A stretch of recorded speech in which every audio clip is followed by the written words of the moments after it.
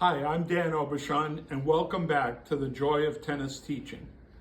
The hat that I'm wearing today, I was planning on wearing next week.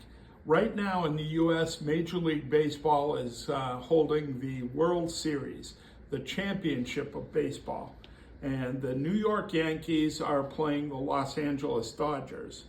And for some of you who are not real familiar with baseball, you might think that this is a New York Yankees logo. But look carefully, it is not. I'm a wholehearted fan of the Los Angeles Dodgers in this World Series. And since the Dodgers went up 3-0 last night, with Game 4 being played tonight, I think the World Series will be long over by next week. So I decided to wear my Yankee hater hat today for today's video. So go Dodgers, boo Yankees, and let's get this World Series over with tonight. Today we're going to talk about one of the most important topics that I know as a PBI tennis professional. One of the questions I ask almost every student, whether they are advanced or beginner, intermediate, recreational player, professional player, or even coach or instructor, is how many possible mistakes can you make on a tennis court? Now this gets some really interesting answers, and usually the mistakes are, unlimited, millions, infinite. And when I get the infinite, if it's a group setting, I always say, okay, who here thinks more than infinite? And there's always a lot of hands that go up. So the idea is it's kind of embedded in us that there are lots and lots and lots of mistakes. There are not. That's the big problem with conventional tennis instruction. Conventional tennis lesson is you'll have a ball to hit, you'll hit the ball, the instructor will tell you what you did wrong. Next ball, next thing you did wrong. Next ball, next thing you did wrong. So it gets implanted in us that there's this unlimited number of mistakes that you can make on the tennis court. Well, if there's an unlimited number of mistakes, there's an unlimited number of corrections, and that leads to frustration. Frustration is defined by psychologists as the gap between your expectations and your reality. And so if tennis coaches tell you that watching the ball, you can expect no more mistakes, and you keep making mistakes, you'll get frustrated. Same thing with get your racket back, bend your knees, step in, take it early, take it late, reach up, follow through, all of these form instructions that we hear over and over and over again in lessons. So I think that the first place every tennis student and every tennis player should make in understanding the game is to understand that there are only 5 mistakes, and 4 of them you can correct. But let's deal with that 5th mistake first.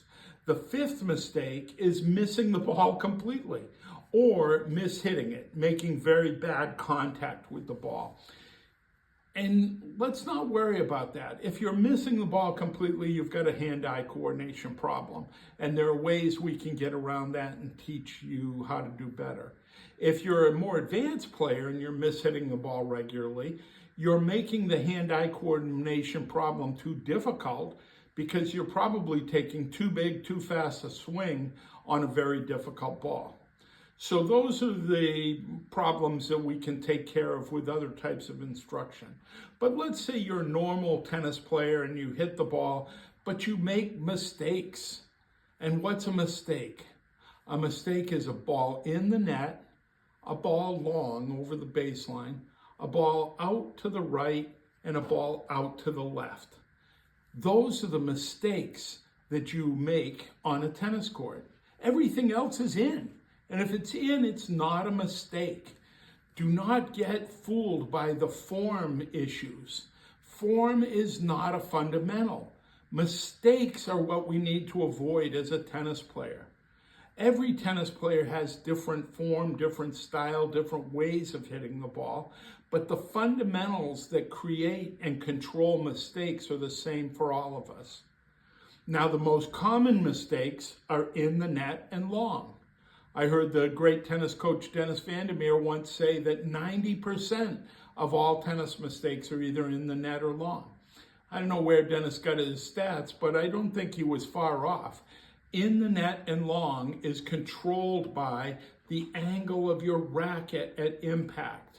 That controls the height and the flight of the ball, which determines whether it's going to go into the net or long. Right and left are controlled by timing, hitting the ball early or late.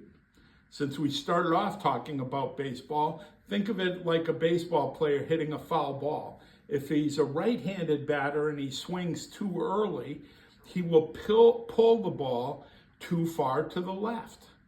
If he hits it too late, if he's late on the pitch, he will foul it off to the right. So the foul ball theory is late and early.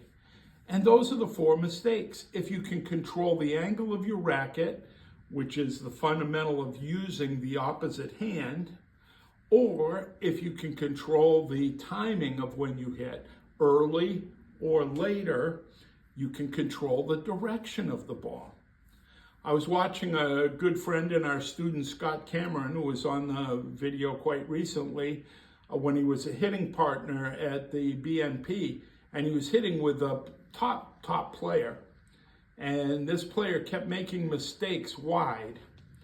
And every time he'd make a mistake wide, he'd talk to his coach about his follow-through.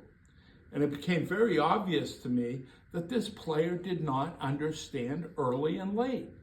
And here's a player in the top 20 in the world, but he didn't last very long in the top 20, and I believe he could get back there with his talent, except his understanding of what's causing his mistakes is wrong. He just doesn't understand it. You'd be surprised how many good players I've talked to who misunderstand early and late. They think it's taking the ball on the rise. They don't realize it's the contact point early or the contact point late, which is sending the racket and the ball in the wrong place. Now, this is important not just for beginners, because if you're aiming for a target, let's say you're trying to hit it to the deep corner, you are either going to hit that target or you'll be short of the target, long of the target, to the right of the target, or to the left of the target. And this is true no matter how big the target is, like the whole court, or how small, like a single cone on the court. You're either going to hit your target or you'll be left, right, long, short. So if you understand what controls these mistakes, you've gone a long way to being able to control your game. And it's the same for every shot. Let's say you're trying to hit a slice serve to the wide corner. You'll either hit it short, long, left, or right. And in either case, it's a mistake. If you hit it too much to the right, your opponent will have an easy forehand return. Too much to the left, it's out of the box and it's fault. Too long, it's out of the box and it's a fault. Too short, and your opponent might be able to move in and attack you. So remember, these 4 mistakes, they're the controllable mistakes.